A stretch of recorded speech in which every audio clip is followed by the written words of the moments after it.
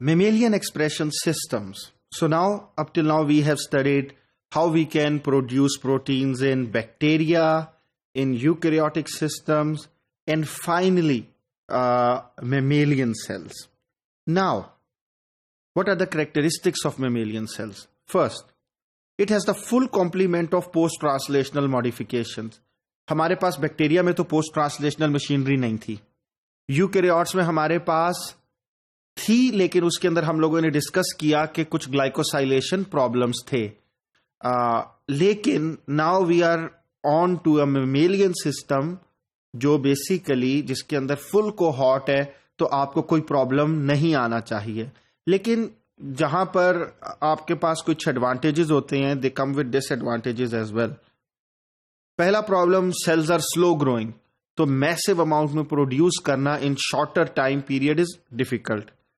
Then fastidious growth requirements, आपका जो culture media है that is extremely expensive, and अगर उसमें कोई थोड़ी सी चीज भी ऊपर नीचे हो जाए तो cells start to die, and they can easily become contaminated with animal viruses. तो एनिमल वायरसेस की contamination से भी बचाना is extremely difficult. So there are two cell lines, like two types of cell lines जो हम अक्सर use करते हैं, जिनमें हम पहले डिस्कस कर रहे हैं ट्रांजिएंट एक्सप्रेशन, जो बेसिकली अगर आपने लॉन्ग टर्म स्टेबल रखना हो तो आप ये यूज नहीं करते. लेकिन जिस तरह आपने बैक्टीरिया में देखा कि हमारे पास दो टाइप ऑफ सेल्स थे. टॉप 10 वॉज जिसके अंदर हम सिर्फ क्लोनिंग के लिए हम इस्तेमाल करते थे, अगर एक्सप्रेशन करना होता था BL21 में चले जाते थे. इसी तरीके से इसके अंदर जो ट्रांजिएंट एक्सप्रेशन है, these cells are faster growing और हम इनको यूज कर सकते हैं, लेकिन लॉन्ग टर्म स्टेबिलिटी के लिए ये अच्छे नहीं हैं. तो for example there are 3 more famous types, जिसमें अफ्रीकन ग्रीन मंकी किडनी है, जिसमें बेबी हैमस्टर किडनी है, and there are cell lines which have been taken from human embryonic kidney. आपको इस तरह के शॉर्ट टर्म सेल लाइन्स क्यों चाहिए, specially when you are evaluating drug candidates. जब आपने एक ड्रग कैंडिडेट्स के ऊपर टॉक्सिसिटी ऐसे चेक करना है, तो अगर मैं इसकी जगह आपको स्टेबल सेल लाइन दे देता जो बहुत ही स्लो ग्रो करती है, तो आपको ज्यादा टाइम लगेगा देखने में कि मेरे सेल्स मर रहे हैं या नहीं मर रहे. लेकिन क्योंकि they are slightly faster growing than them, तो आप इसमें ड्रग कैंडिडेट्स बड़े आराम से टेस्ट कर सकते हैं.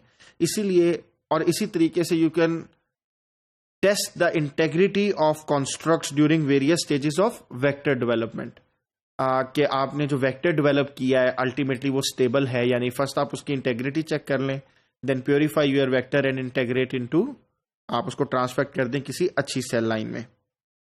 Okay, let's see what are the characteristics of basically transient cell expression cell lines, जिसमें आपके पास रिसेप्टिवनेस टू ट्रांसफेक्शन है, बहुत आराम से ट्रांसफेक्ट हो जाती हैं. Remember, ट्रांसफेक्ट basically is the other word for transformation, जो हम बैक्टीरिया में यूज करते थे, लेकिन इन सेल्स में हम इसलिए यूज नहीं करते क्योंकि you can get it confuse with cancer. Ability to grow in suspension cultures, ये जो सेल लाइंस हैं ये सस्पेंशन कल्चर में भी ग्रो हो जाती हैं, जैसे बैक्टीरिया सस्पेंशन कल्चर में ग्रो हो जाता था, without addition of serum that contains animal proteins. तो अगर आपको एनिमल प्रोटीन्स वाला सीरम नहीं डालना पड़ना, that is a huge advantage, not only in terms of cost बल्कि ऑल्सो डाउनस्ट्रीम प्रोसेसिंग के लिए भी इंपॉर्टेंट है. And it has suitability for high density large scale production. तो अगर आपने शॉर्ट टर्म के लिए अगर लार्ज स्केल प्रोडक्शन करनी है तो भी ये सेल लाइंस काफी इफेक्टिव हो सकती हैं. And another advantage of short term production is कि इसमें एनिमल वायरसेस का रिस्क आहिस्ता आहिस्ता कम होता जाएगा, क्योंकि आपको उतनी देर उसको कॉन्टेमिनेंट फ्री नहीं रखना. अब आपको मैं एक मजेदार स्टोरी सुनाता हूं with regards to the identification of COS cell line. ये जो अभी हमने कॉस सेल लाइन कौन सी थी, जो अभी हम लोगों ने जिसको देखा था थोड़ी देर पहले, जो सिमियन ओरिजिन से है.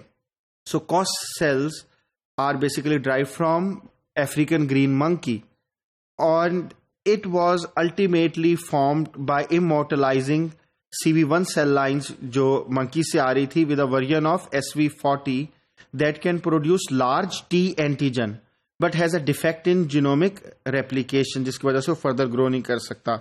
लेकिन आपको टी एंटीजन का फायदा क्या होता है? It is capable of inducing malignant transformation of a variety of cell types. मसलन अगर आप कैंसर स्टडी कर रहे हैं तो it gives you a huge advantage कि आप इस सेल लाइन को स्टडी करते हुए कैंसर के वेरियस एस्पेक्ट्स को देख सकते हैं. And the acronym cos is obviously very different from African green monkey, so you might be wondering that why it is known as COS. Is derived from cells being CV1, तो आपने C वहां से लिया, simian in origin यानी कि monkeys से आया है, and carrying the SV40 genetic material, और इसके अंदर जो genetic material यानी कि साथ वो carry कर रहा है, that is from SV40 virus. Two forms of COS cell lines are very famous. One is COS1 and the other is COS7. And SV40 was first identified in 1960 when it was found that polio vaccines in the USA, 10 to 30% of the polio vaccines in USA were contaminated with SV40. Or ultimately in 1962, some oncogenic function like sarcoma and ependymomas ultimately identify किया गया कि वो SV40 से associated था. And out of accident अगर SV40 ना शामिल होता इन दिस वैक्सीन पर्टिकुलरली तो हम लोगों को पता नहीं लगना था, which is very very interesting के बाज़-औक़ात इस तरह भी आपके पास नए वायरसेस आइडेंटिफाई हो जाते हैं. अब हम बात करते हैं स्टेबल एक्सप्रेशन की, कि अभी तो हमने ट्रांजिएंट एक्सप्रेशन देखा, लेकिन स्टेबल एक्सप्रेशन में you have mouse myeloma cells and Chinese hamster ovary cells. I consult with a lot of biopharmaceutical companies and actually most of them are using CHO cell lines. So short for Chinese hamster ovary is CHO, but we call them CHO cell lines. And about 160 proteins are currently approved for therapeutic use. And all of them are using or being produced in CHO cell lines.